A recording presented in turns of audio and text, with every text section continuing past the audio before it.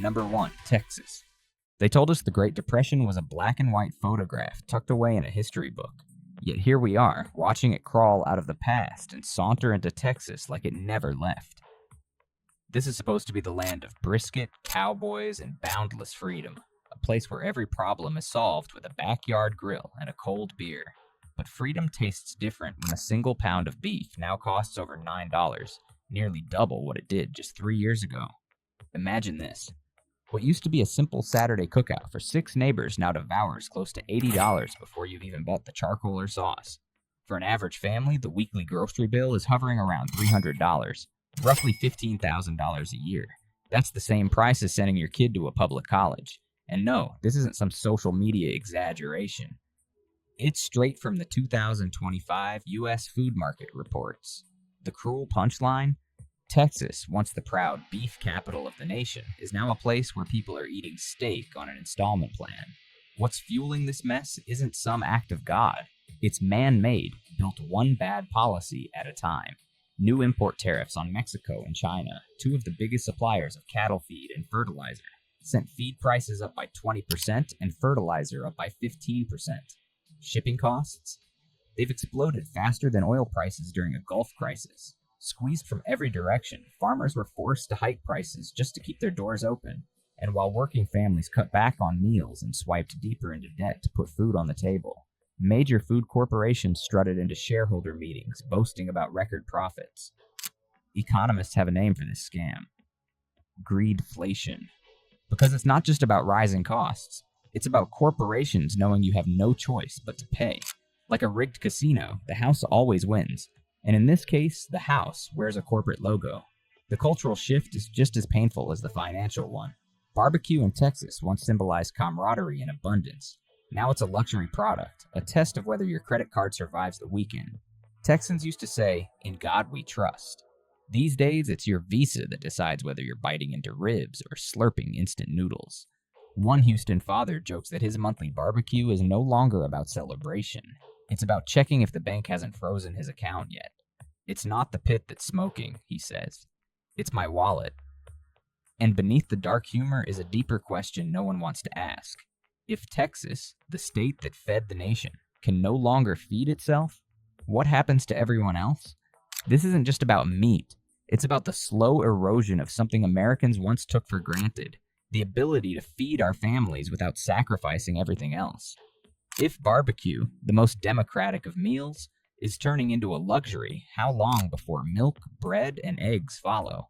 How long before retirement savings, already stretched thin, become emergency grocery funds? Maybe the Great Depression isn't returning with bread lines and dust storms. Maybe it's sneaking back with overdraft fees, mounting grocery bills, and a quiet humiliation at the checkout line. But Texans aren't powerless. Experts say small changes can make a real difference. Buy staples like rice, beans, and canned vegetables in bulk before prices rise again. Shop local when possible to cut out corporate markups. And if you have a patch of soil, start a small garden. Even a few tomato plants can cut grocery costs more than you'd think. Most importantly, stay informed about state-level policies and push back against corporate greed. Because if Texas, the heart of America's food story, that can fall this far, then the rest of the country isn't just at risk. It's already standing in the same grocery aisle, staring at the same impossible choices. Number 2. New York. They say New York is the city where dreams never sleep. But these days, it's the stomach that's doing all the tossing and turning. In the Empire State, the question isn't whether you can afford Broadway tickets or a downtown apartment anymore. It's whether you can afford lunch. A single slice of plain cheese pizza now runs about $6, and once you add toppings, you're flirting with $10. A loaf of basic white bread is $4, and a modest week's worth of groceries, just eggs, milk, vegetables, and a small amount of meat, easily hits the $200 mark. That's not a lavish feast. That's just enough to scrape by. The cruel irony? In a state that built its reputation on economic power, fastest growing thing now isn't the job market or GDP. It's the grocery bill. The numbers are nothing short of staggering. According to Nielsen IQ, grocery prices in New York surged by 12.8% this year, more than triple the growth rate of wages. An office worker earning $60,000 annually now spends nearly a quarter of their paycheck just on food. That means you might technically live in Manhattan, but your wallet has already packed up and moved to New Jersey. And this isn't ordinary inflation. Economists call it greedflation. Inflation driven by corporate avarice. Companies are raising prices far beyond their actual costs, simply because they know they can. Meanwhile, small grocery stores are disappearing under the weight of soaring rents, forcing people to shop at monopolistic supermarket chains. An organic apple now costs more than a short subway ride from Queens. It's not just sticker shock, it's a quiet humiliation that greets you every time you scan your debit card. New Yorkers, known for their resilience, are now standing in long lines at Trader Joe's, staring at the price boards, whispering to themselves, "Next time, I'll only buy what I need." But what counts as need in New York today is what used to be considered a treat. Many are now buying food on credit. A $200 grocery bill can morph into $250 after 20% interest if you don't pay it immediately. One woman in Brooklyn summed it up perfectly. "I used to pay off my iPhone in installments. Now I'm paying off lettuce." It's the kind of joke that makes people laugh before the sound catches in their throats. Even the so-called stable middle class isn't spared. They're skipping breakfasts, replacing fresh produce with frozen meals, and cutting back on dining out. On Lexington Avenue, family-run restaurants are closing by the dozen, not because New Yorkers lost their appetite, but because they lost their purchasing power. And the city itself? It hasn't stopped buzzing, but the hum feels different now. As night falls, the skyline still glows, but behind apartment doors, only the low, hollow hum of empty refrigerators fills the silence, as empty as the economy itself. Pizza still smells like heaven, but the carefree flavor of New York life is fading fast. The question is no longer, how do I live well in New York? But how do I remain a New Yorker when the city itself is devouring my dreams? And the cruelest irony of all, while millions of Americans struggle to afford dinner, the United States throws away up to 40% of its food every single year. It's a nation overflowing with abundance and starving from its inability to share. America is often called the land of opportunity. Perhaps that's true, because nowhere else on Earth misses as many opportunities to do the right thing. According to the USDA, between 30 and 40% of all food produced in this country goes to waste. That's enough to feed the entire population of Texas twice over. Meanwhile, Feeding America is distributing a record 6 billion relief meals this year. On one side of town, mountains of edible food are dumped in landfills. On the other, hungry families wait in long lines for a can of beans. Same country, same day, just two different Americas. Officials justify this insanity with excuses: safety regulations, shipping costs, retail standards, and supply chain logistics. But peel back the layers and a bitter truth emerges. We're not hungry because food is scarce. We're hungry because greed is abundant. Tomatoes with minor blemishes are discarded. Milk older than 24 hours is trashed even when it's perfectly fine. Restaurants throw out massive amounts of food for fear of lawsuits if they donate it incorrectly. And government officials debate anti-hunger budgets while sipping lattes and munching pastries at conference tables. As one man in Ohio waiting in a food line said, "I don't want to beg, I just want the food they threw out last night." That single sentence exposes the chasm dividing two Americas, one that overeats and one that doesn't dare eat its fill. And here's the final insult: destroying all that wasted food costs billions. Billions more spent on transporting, burying, and treating emissions from uneaten meals. America is literally paying extra to skip dinner. Our food distribution system, supposedly one of the most advanced on the planet, has cracks wide enough for half the country to fall through. Corporate giants hoard control of supply chains, deciding what ends up on shelves and what ends up in dumpsters. Meanwhile, small churches and local charities beg for scraps from massive warehouses, as if compassion itself needs a corporate stamp of approval. Once the American dream meant a home, a car, and a dinner table filled with food. Today it starts with an empty shopping cart and the desperate hope that milk might cost less next week. We may not be able to fix the entire economy overnight, but we can reclaim a piece of our humanity. We can share surplus food with those in need, support local farmers instead of monopolies, buy only what we truly need, and donate to food banks that bridge the gap corporate greed refuses to close.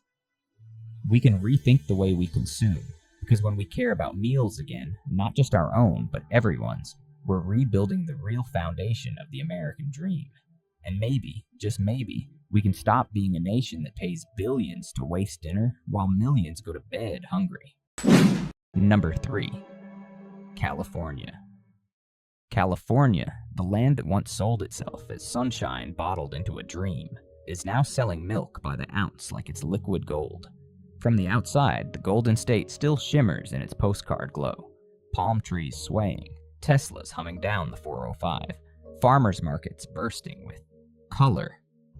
But step into an average Californian kitchen in 2025, and the picture changes. Refrigerators that once held abundance now hum with emptiness. In Los Angeles, a single gallon of milk costs more than $6.80, pricier than a gallon of gasoline in most other states. An organic avocado, once the casual mascot of California brunch culture, now runs close to $3.50, about the cost of a McMuffin. And the bitterest twist? In the very orchards where those avocados grow, many farmers can no longer afford to buy the fruit they cultivate.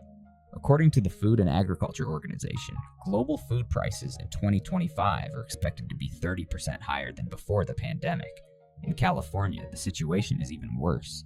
Fresh produce alone has surged by 18% in just 1 year, a spike fueled by a brutal 1-2 punch of natural disasters and human mismanagement. The Central Valley, once called America's breadbasket and responsible for supplying a quarter of the nation's food, is now scarred by cracked earth and sludge-filled fields. When an entire tomato crop fails, the ripple effect reaches your dinner table. And yes, that slice of pizza in Los Angeles just got more expensive. When shipping a truckload of vegetables from Fresno to San Francisco costs 30% more because of rising fuel and logistics costs, it's the shopper at the end of the line who shoulders the bill. But blaming the weather only tells part of the story. The deeper rot lies in California's fragile supply chain, a system built on the dangerous belief that prices can rise forever without consequence. What we now call the free market looks more like a silent auction in a dimly lit basement. The wealthy bidding on organic produce while the poor settle for canned beans. In Fresno, retirees on fixed incomes speak of choosing between a gallon of milk and their heart medication. A couple in Bakersfield jokes about eating ramen 3 times a day and calling it the California diet, a dark punchline masking real hunger. And the upscale grocery chain, Whole Foods? Locals have rebranded it Whole Paycheck 2.0, a place where an entire month's salary disappears into a basket of kale and almond milk. The average shopping cart now costs about 5% more than last year, and nobody dares complain because words don't change the price scanner. California still markets itself as the land of dreams, but what meaning do those dreams have when workers are swiping credit cards just to afford bread? A gallon of milk has become more than just a beverage. It's a yardstick of how much frustration the middle class can endure before it snaps. And from the outside, California's sun still shines bright.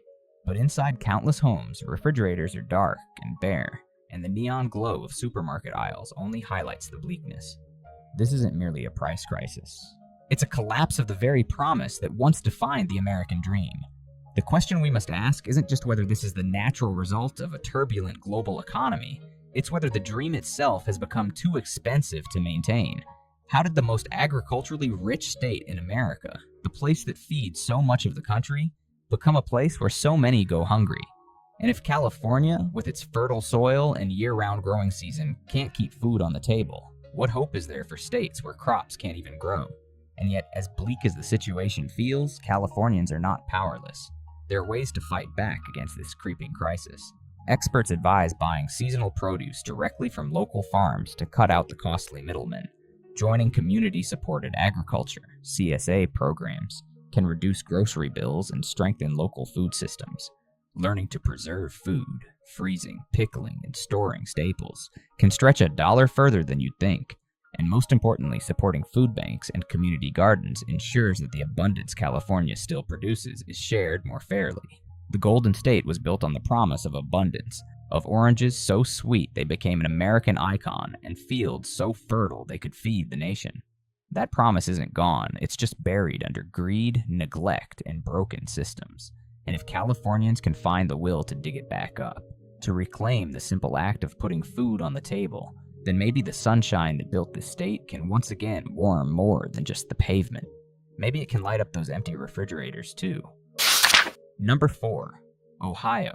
Ohio was once the steel heart of America, a place where sparks from molten metal lit up the night sky, and the rhythmic pounding of hammers echoed like the pulse of the working class. But today, the only sound many Ohioans hear is the long, indifferent beep at the grocery store checkout, a mechanical reminder of how far the state has fallen from its industrial glory. According to Pew Research data, in 2025, 41% of suburban households across Ohio reported having to cut back on food spending. Even more alarming, 1 in 4 Ohioans admits to regularly skipping meals, not because they're dieting, but because their wallets are empty. The land that once forged the steel backbone of America now struggles to put bread on its own tables. When the towering mills of Cleveland and Youngstown shut their gates, politicians and pundits promised a new era of prosperity. We'll move into the service economy, they said, and they did, but the reality was harsher. Ohio went from manufacturing steel to serving coffee, and many workers discovered they couldn't even afford the meals they were now serving. Drive through Ohio today, and you'll see what was once a landscape defined by smokestacks and industry now lined with empty refrigerators and EBT cards. Major supermarket chains like Kroger and Aldi are slowly retreating from rural areas, leaving behind vast food deserts right in the heartland of America. Want fresh vegetables? Prepare to drive 40 miles. Want cheaper milk? Good luck. The gas you'll burn getting there costs more than the milk itself. In rural Ohio, gallows humor masks deep despair. If gas prices go up, I'll walk, people joke. But where do you walk when the nearest supermarket is already closed?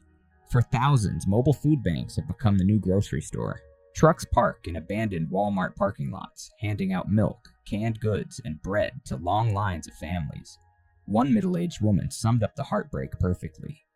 I used to work at a bread factory, now I'm lining up to get bread.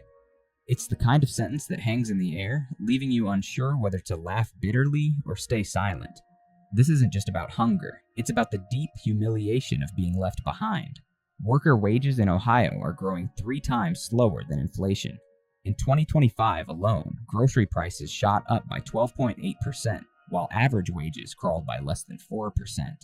That gap isn't just a statistic, it's the difference between sitting down to a full dinner and staring into a bowl of instant noodles.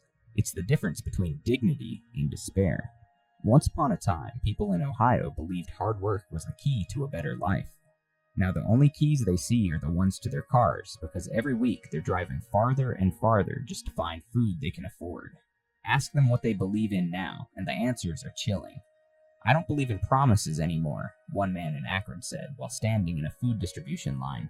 I used to make steel for America. Now I can't even afford a steel kitchen knife. The same globalization that shuttered their factories is now gutting their grocery budgets. Inflation, reckless import policies, and shameless price gouging by food giants are dismantling the American dinner table piece by piece. Ohio isn't starving because food doesn't exist. It's starving because justice does. When an American worker has to choose between filling the gas tank and buying a loaf of bread, it's a sign that something far deeper than the economy is broken. The crisis unfolding in Ohio is a grim warning for the rest of the country. If the state that once built the steel skeleton of American prosperity can't feed its people, what does that say about the nation itself? And if the workers who forged the literal tools of the American dream are now skipping meals, can we still call that dream alive? These aren't just rhetorical questions. They are the silent screams echoing from every shuttered mill and empty pantry across the Midwest. Yet even here, amid the wreckage of broken promises, there are small steps communities can take to fight back. Grassroots organizations are setting up cooperative grocery stores in rural towns, cutting out the profit-hungry middlemen. Community gardens and urban farms are reclaiming abandoned lots, turning them into sources of fresh produce. Churches and charities are coordinating with local farmers to redistribute surplus food before it spoils. And perhaps most importantly, citizens are starting to demand that state and federal lawmakers address the root causes, from corporate monopolies to regressive trade policies, instead of just throwing band-aid solutions at a bleeding wound. Ohio's story is more than just a regional tragedy. It's a snapshot of America at a crossroads. A country that once forged steel, strong enough to build cities, now struggling to forge a path toward putting dinner on the table. The hammer blows that once built Americas might have gone silent, replaced by the cold beep of a checkout scanner. And until that sound changes, until an honest day's work can once again buy an honest day's meal, The American dream will remain what it has become for too many in Ohio, a promise stamped out like the steel that once made this state proud. Number 5. Florida. Florida, once the dreamland of retirement and sunsets, is now where hope melts as fast as ice cream on a boardwalk. In 2025, the Sunshine State's glow no longer warms kitchen tables but reflects off empty refrigerators. In Miami, a pound of coffee costs 15% more than 6 months ago. In Tampa, a can of imported tuna is nearly $3.50. In Orlando, a loaf of bread now costs $4, the price of a Disney parking ticket not long ago. For retirees on fixed incomes, every dollar has become a survival battle. We're not retired, one senior in St. Petersburg says. We're racing against food prices. Florida depends on imports for basics like fish, coffee, and rice, so tariffs from Washington hit hardest here. Food inflation has climbed 13%, above the national average. Food banks report demand up 40% in 2 years, with long lines from Miami to Jacksonville, not of the homeless, but of taxpayers now begging for their own money back in the form of canned goods.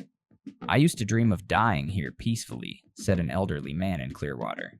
Now I just hope I have enough for medicine and apples. And yet, officials still call it temporary.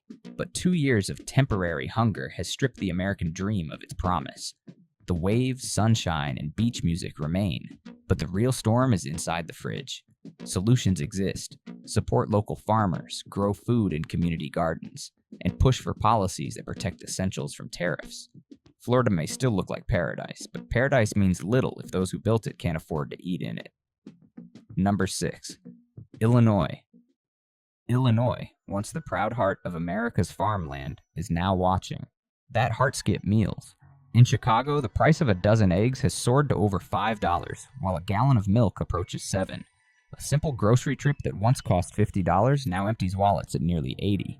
Across the state, families are stretching paychecks thinner than ever, with food inflation climbing over 13%, outpacing wage growth by more than triple. We used to save for vacations, said a factory worker in Joliet. Now we save for groceries. The crisis hits hardest in the rural towns once known as America's breadbasket. Supply chains weakened by storms, fuel costs, and corporate monopolies mean many small towns no longer have local grocery stores. Residents drive 30 miles or more for basic food, burning gas they can barely afford. Food deserts now sprawl across central Illinois, where small markets have vanished and big chains refuse to operate without profit guarantees. Mobile food pantries have become lifelines, their trucks distributing bread and canned goods where supermarkets once stood. Even the middle class is feeling the squeeze. Families skip meals or replace fresh produce with instant noodles. Seniors on fixed incomes are forced to choose between groceries and prescriptions. I spent my life growing corn, said a retired farmer near Peoria. Now I can't afford cornflakes. Yet officials insist the crisis is temporary. But for families living this reality day after day, temporary has stretched too long. Solutions exist. Support local farms and co-ops, fight for fair trade policies, and build stronger community food networks. Illinois still grows plenty. The question is whether its people will be able to eat what they sow. The struggle for food is the struggle for dignity. Join us, subscribe now, and let's uncover the truth together.